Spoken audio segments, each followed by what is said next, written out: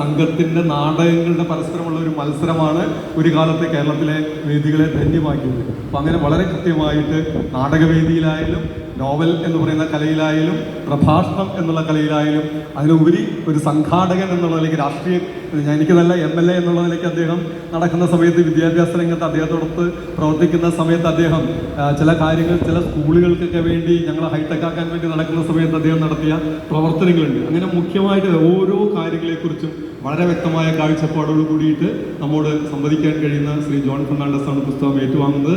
അദ്ദേഹത്തെ നിങ്ങൾക്ക് ഏവർക്കും വേണ്ടി ഞാൻ ഈ വേദിയിലേക്ക് സ്വാഗതം ചെയ്തു കൊള്ളുകയാണ്.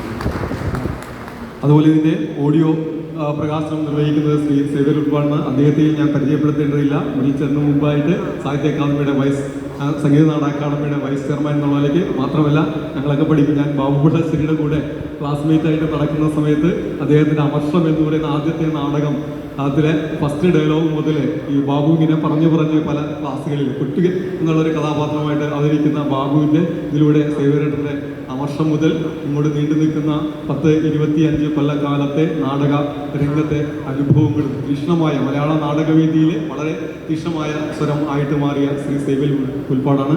അദ്ദേഹത്തെ നിങ്ങൾക്ക് ഏവർക്കും വേണ്ടി ഞാൻ ഈ വേദിയിലേക്ക്